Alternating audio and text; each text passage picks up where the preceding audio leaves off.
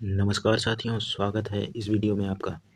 यदि हमारे चैनल पर आप नए हैं तो चैनल को सब्सक्राइब करें तथा वीडियो को लाइक करें और शेयर करें। दोस्तों, जैसा कि वर्णमाला टॉपिक चल रहा है, क्लास फर्स्ट में हमने वर्णमाला के स्वर की बात कर ली है।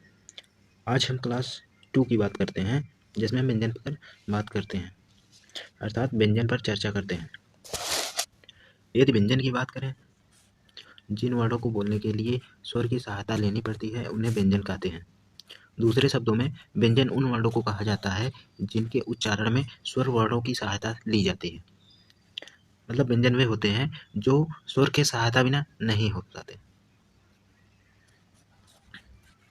हिंदी वर्णमाला में व्यंजनों की संख्या 41 होती है, जैसे क ख ग घ अंग च छ ज झ ञ ट ठ ड ढ अड़ त थ द ध न प फ ब भ म य र ल व स ख स ह छ त्र ज्ञ और स्र। ये जो होते हैं हमारे व्यंजन कहलाते हैं। हिंदी वर्णमाला स्वर और व्यंजन। हिंदी वर्णमाला स्वर और व्यंजन से मिलकर बनी होती है। हिंदी वर्णों में स्वर और व्यंजन की कुल संख्या 52 होती है, जिसमें 11 स्वर होते हैं और 41 व्यंजन होते हैं। इन वर्णों को व्यवस्थित एवं क्रमबद्ध समूह को वर्णमाला कहते हैं। वर्ण हिंदी भाषा में प्रयुक्त सबसे छोटी इकाई होती है। वर्ण जो होता है हमारा, वह हिंदी भाषा में सबसे छोटी इकाई होती है।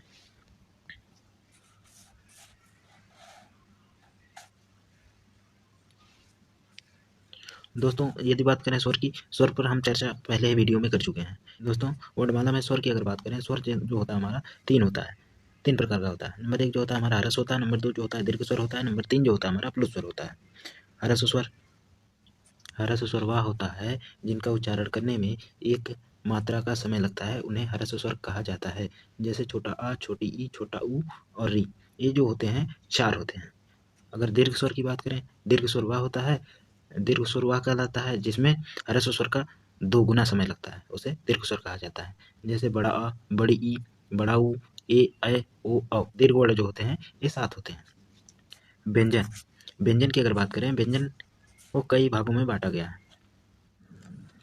यदि स्पर्श व्यंजन की बात करें तो स्पर्श व्यंजन वे वर्ड होते हैं जिनका उच्चारण करते समय फेफड़े से निकलने वाली जो प्राणवायु होती है वह मुख के आंतरिक भागों को स्पर्श करती है। इसी कारण इन्हें स्पर्श व्यंजन कहा जाता है।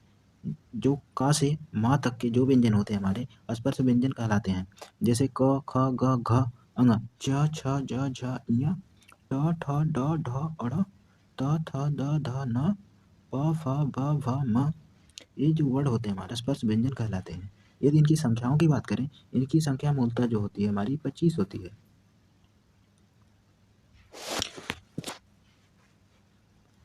नंबर 2, अंतस्थ व्यंजन की अगर बात करें, अंतस्थ व्यंजन उन्हें कहते हैं जिन वर्णों का उच्चारण करते समय फेफड़ों से निकली हुई प्राणवायु होती है जो हमारी, वह मुख के किसी भाग को स्पर्श नहीं करती है और मुख के बाहर निकल जाती है। इसे अंतस्थ व्यंजन कहते हैं। इनकी संख्या जो होती है हमारी 4 होती है।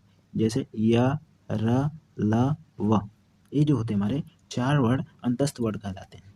ऊष्म व्यंजन की अगर बात करें, वे व्यंजन जिनका उच्चारण करते समय फेफड़ों से निकलने वाली प्राणवायु होती है वह आपस में रगड़ खाती है और ऊष्मा उत्पन्न करती है। इसी ऊष्मा के कारण इन्हें ऊष्म व्यंजन कहा जाता है। जैसे श, श, श, ह।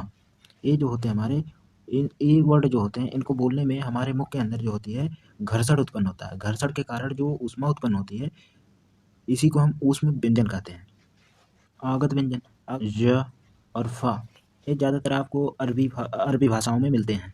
संयुक्त व्यंजन वह होता है जब कोई 2 व्यंजन आपस में मिलकर एक नए व्यंजन का निर्माण करते हैं तो उन्हें संयुक्त व्यंजन कहा जाता है। जैसे छ, त्र, ज्ञ, स्र। अगर छ की बात करें छ की, तो ये जो होता है हमारा अध क प्लस खट्टी सा से मिलकर इसका निर्माण होता है। इसे संयुक्त व्यंजन भी कहा जाता है। इसी प्रकार त्र जो होता है अध त और र से मिलकर बना होता है, त्र होता है। और बात करें ज्ञ की, तो ज्ञ जो होता है हमारा आधा ज्या और प्लस यहाँ से मिलकर बना होता है। स्रा जो होता है हमारा तालव्य सा और र से मिलकर बना होता है। बात करें स्वरों की कुल संख्या 11 होती है और कुल व्यंजनों की संख्या बात की जाए तो 41 होती है। तो ये जो मिलकर 52 जो होते हैं हमारे वर्णमाला के अंतर्गत ये वर्ड आते हैं।